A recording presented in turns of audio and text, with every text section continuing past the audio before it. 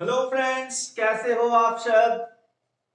I wish कि आप लोग सभी अच्छे होंगे और लॉकडाउन का सही से पालन कर रहे होंगे। आज हम बात करेंगे सॉलिड स्टेट के नेक्स्ट टॉपिक पर। और मैंने पहले ही बताया था कि यह टॉपिक हमारे लिए इंपॉर्टेंट होगा और इस पूरे चैप्टर का बेस होगा जो कि हम टॉपिक पर बात करेंगे। देखो फ्रेंड्स, हमने पिछले क्लास में बात करा था टाइप्स ऑफ क्रिस्टलाइन सॉलिड का, और हमने हर एक टाइप के क्रिस्टलाइन सॉलिड को सही सही पढ़ा था। उसके एग्जाम्पल्स भी हमने किए थे। क्लियर है। अब चलिए हम चलते हैं अपने नेक्स्ट टॉपिक की ओर, और वह टॉपिक है space lattice and unit cell. आइए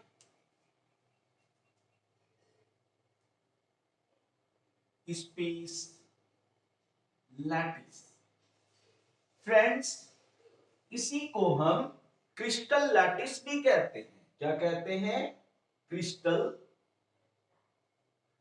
लैटिस। देखो, लैटिस को ही आप क्या कहोगे? जाल। हिंदी में क्या कहोगे? जाल और जालक। ठीक है, दैट मीन्स क्रिस्टल जालक।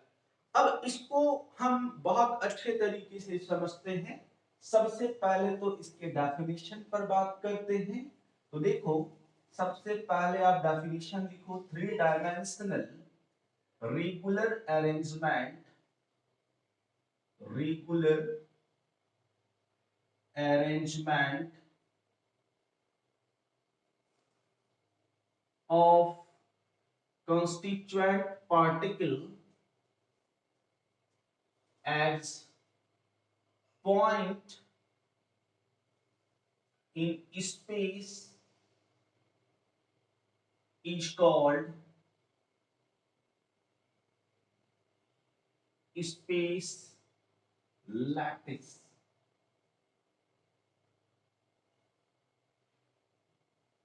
फ्रेंड्स, यहां फोकस करना है कि यहां पर जो कंस्टिट्यूएंट पार्टिकल का अरेंजमेंट होगा वो थ्री डायमेंशनल होगा।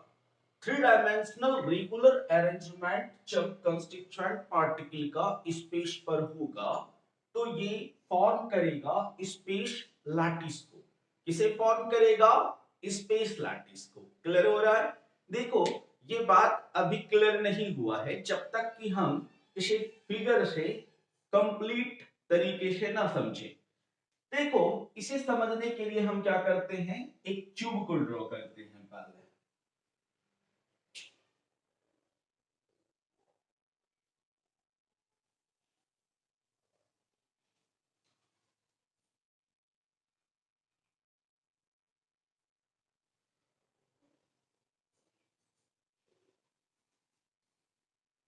इसको यहां से मिला दो, मिला दो, और फिर ये क्या बन गया? क्यूब। क्या बना? क्यूब बना।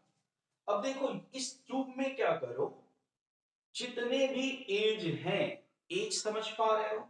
ये जो दिख रहे हैं ये क्या है? एज। तो इस क्यूब में टोटल 12 एज होंगे। कितने एज होंगे? 12 एज होंगे। तो क्या करना है, हर एज के सेंटर को मिला दो। यहां से यहां मैंने मिला दिया।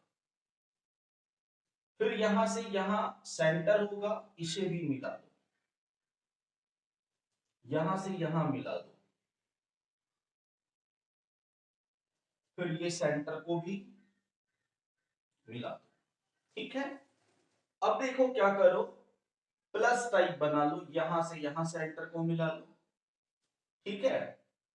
और यहां से यहां मिला लो। फिर क्या करो, देखो ये पोर्शन है, फिर यहां से इसको मिला लो। ठीक है। और फिर क्या करो, आप यहां से जो इसका अंदर वाला पोर्शन है उसको यहां से यहां मिलाओ। ये स्ट्रेट है ना, और इसको यहां से यहां मिला। फिर क्या करो, इसके फ्रंट पोर्शन को अंदर तक ले जाओ, फिर इसको यहां से यहां मिला दो। ठीक है, अब इसके इस सेंटर को यहां से मिला दो, और फिर यहां से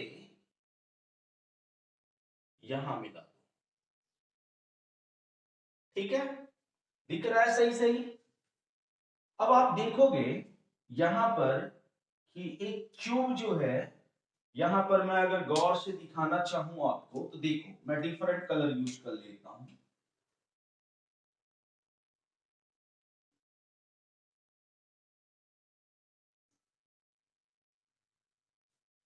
आपको एक क्यूब दिख रहा है, फ्रंट फेस पर एक क्यूब दिख रहा है।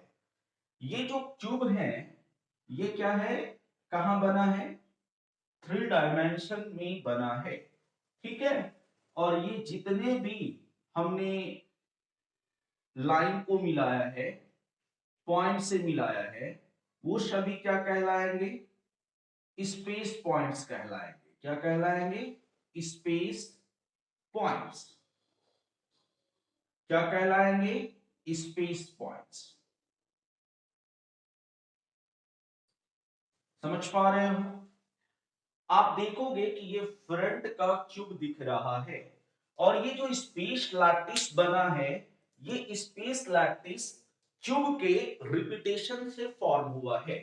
आप देखोगे गौर से अगर, तो ये 3D में बना हुआ है, ये 3 एक्सिस पर है। इस एक्सिस को एक्स एक्सिस बोल देते हैं, इसे वाई एक्सिस, एंड ये क्या है, जेड एक्सिस है। इन सिंपल वे, यहां ये जो हमारा प्लेन है, ये जो बोर्ड है, यहां पर हम किसी 2 एक्सिस को दिखा पा रहे हैं प्लेन पर। ये जैसे एक्स एक्सिस है, वाई एक्सिस है, ये दिख रहा है। एक आप ऊपर जाओगे और एक आप इधर आओगे, लेफ्ट टू राइट। ठीक है, लेकिन जो इस एक्सिस पर मैं बात कर रहा हूं, दरअसल ये एक्सिस ये ऐसे है, दिख रहा है, ये बाहर की और एक्सिस है। तो यहां पर ये जो बना है ये कहलाता है यूनिट शेप। क्या कहलाता है, यूनिट शेप। और ये जितने भी आप पॉइंट्स देख रहे हो फ्रेंड, ये स्पेस पॉइंट्स कहलाते हैं। क्या कहलाते हैं, स्पेस पॉइंट कहलाते हैं, स्पेस पॉइंट। क्लियर है, क्या कहलाते हैं, स्पेस पॉइंट। अब देखो, आप इसको ऐसे समझो, हमारे पास आपके समझाने के लिए एक टर्म है। देखो, आपने इससे खेला भी होगा और बड़ा मजा आता है इसको मैच करने में। ठीक है, देखो अभी मैंने मैच करके रखा हुआ है।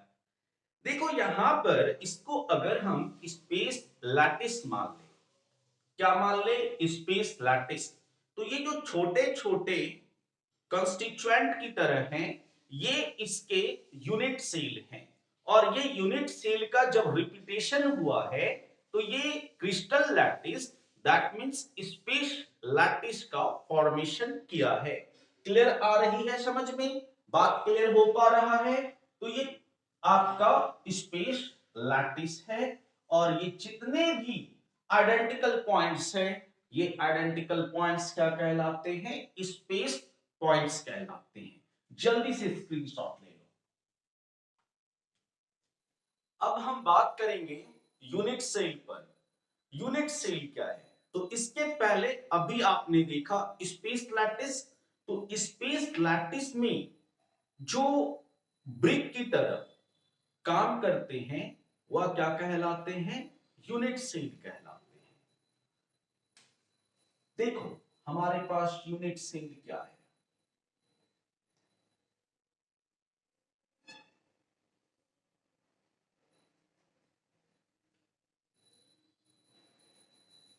smallest repeating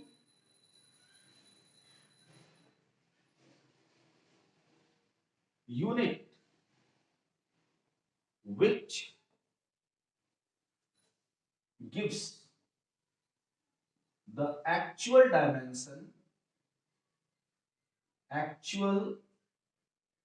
dimension of space lattice is called unit cell. देखो क्या करता है कि यूनिट सेल किसी स्पेस लैटिस के फॉर्मेशन में क्या करता है या रिपीटेशन अलाउड करता है। जैसे कि अभी हमने बताया आपको, ये क्या है, हमारे पास स्पेस लैटिस है, मैंने इसे क्या मान लिया, स्पेस लैटिस मान लिया। तो इसमें जो छोटे छोटे यूनिट्स आपको दिख रहे हैं ये यूनिट सेल हैं। क्या है ये, यूनिट सेल। और ये यूनिट सेल लगातार रिपीटेशन अलाउड करता है और फॉर्म करता है किसे, स्पेस लैटिस को। क्लियर है। अब चलो आगे हम देखते हैं कि यूनिट सेल को हम कैसे क्लासिफाई कर सकते हैं। तो यूनिट सेल हम इसे इन जनरल दो तरीके से क्लासिफाई कर सकते हैं। बोलोगे कैसे सर?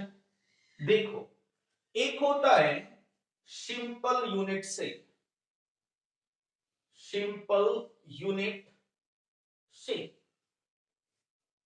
जिसको आप सिंपल यूनिट सेल, इसको आप प्रिमिटिव भी कह सकते हो, प्रिमिटिव यूनिट सेल। और देखो दूसरा टाइप जो हमारे पास है वो है सेंटर्ड यूनिट सेल। अब बोलोगे सर ये सेंटर्ड यूनिट सेल क्या है? तो सेंटर्ड यूनिट सेल को फर्दर क्लासिफाई किया गया है। अभी मैं बताऊंगा कि सेंटर्ड यूनिट सेल क्या है और सिंपल यूनिट सेल क्या है, डिटेल में बताऊंगा। उसके पहले आप जानो कि सेंटर्ड यूनिट सेल को क्लासिफाई किया गया है किसमें? तो पहला बॉडी सेंटर्ड, बॉडी सेंटर्ड। दूसरा क्लासिफिकेशन है हमारे पास फेस सेंटर्ड, जिसको आप एफसी कह सकते हो, इसको शॉर्टली आप बीसी कह सकते हो, इसको आप एफसी कह सकते हो। और एक थर्ड वन जो है वो कहलाता है एंड सेंटर्ड, इसको आप शॉर्टली ईसी कह सकते हो। क्लियर है। तो ये तो यूनिट सेल की बात हो रही है, लेकिन उसके पहले आपको मैं एक चीज बता दूं कि यहां इस चैप्टर में आप बेसिकली जो बहुत अच्छे तरीके से पढ़ोगे वह बात होगी क्यूबिक यूनिट सेल की। तो क्यूबिक यूनिट सेल को पहले आप समझो कि क्यूबिक यूनिट सेल क्या है। तो नाम से ही क्लियर है ना बच्चों, क्यूबिक दैट मींस क्यूब की तरह दिखता होगा या क्यूब की तरह ही दिखता है। देखो जैसे मैंने एक क्यूब बनाया और आपको पता है कि क्यूब में क्या होते हैं, सभी एज लेंथ एक दूसरे के इक्वल होते हैं, है ना। यहां से यहां मिला दिया। अब देखो इस एज लेंथ को हमने ए कह दिया, ठीक है। तो ये जो ए है एज लेंथ, तो ये अगर बी होगा, ये अगर सी होगा, मैं मान लूं तो सभी एज लेंथ एक दूसरे के इक्वल होंगे। देखो ये मैंने सेंटर मान लिया क्यूब का, मान लिया, मान सेंटर मतलब एज का माना मैंने, ये कोई पॉइंट है और ये एक्सिस इधर जो है ये एक्स एक्सिस है। कौन सा एक्सिस है? X axis. देखो इधर मैं आगे बढ़ जाऊंगा तो ये क्या मिलेगा मुझे, वाई एक्सिस। और इधर आगे बढ़ जाऊंगा तो क्या मिलेगा मुझे, जेड एक्सिस। इस डिस्टेंस को मैं कलर चेंज करके बताता हूं, इस डिस्टेंस को आप ए मान लो। क्या मान लोगे? ए। इस डिस्टेंस को आपने ए माना, फर्दर आप इसे क्या मान लो, बी मान लो, और इस डिस्टेंस को आप क्या मान लो, सी मान लो। ठीक है, सही सही दिख रहा, इसे ए मान लिया, इसे बी मान लिया, और इस डिस्टेंस को आपने सी मान लिया। मतलब एक्स एक्सिस की और जो एज लेंथ है उसे आपने क्या माना, ए माना। आपने y एक्सिस की और जो एज लेंथ है इसे b माना, और जो z एक्सिस की और एज लेंथ है इसे c माना। तो ये देखो यहां पर एंगल भी तो फॉर्म हो रहा है। तो एक बात का ध्यान रखना, इस a जिसे आप माने हो इसके जस्ट सामने एक एंगल बनेगा, और इस एंगल को आप क्या कहोगे, अल्फा। और b के सामने जो बनेगा ये क्या बनेगा, बीटा। और c के सामने जो बनेगा वो क्या बनेगा, क्या बनेगा, गामा। क्या बनेगा, गामा। कुछ लोग सोच रहे होंगे अल्फा बीटा सीटा बना होगा, वैसा नहीं है, यहां पर क्या बनेगा, गामा। अब एक बात गौर करने वाली है कि अगर ये edge length a is equal b is equal c हो जाए, if a is equal b is equal c हो जाए, and alpha beta and gamma ये 90 डिग्री हो जाए, इसको एक्सियल एंगल कहते हैं। क्या कहते हैं, एक्सियल एंगल। और ये एज लेंथ है, ठीक है, ये सभी एक दूसरे के इक्वल हो जाए और एक्सियल एंगल हमारा अल्फा बीटा गामा 90 डिग्री के इक्वल हो जाए, तो इस टाइप से जो यूनिट सेल फॉर्म होता है वैसे यूनिट सेल को हम क्या कहते हैं, क्यूबिक यूनिट सेल। क्या कहते हैं, क्यूबिक यूनिट सेल। क्लियर है। अब देखो क्यूबिक यूनिट सेल के टाइप पर हम बात करेंगे फर्दर। तो हमारा जो नेक्स्ट लेक्चर है वो भी काफी इंपॉर्टेंट है। अभी मैं ज्यादा बात नहीं कर रहा, आप इतने को कॉपी करो, देन आफ्टर हम नेक्स्ट लेक्चर लेंगे और वह काफी इंपॉर्टेंट होने वाला है। Thank you.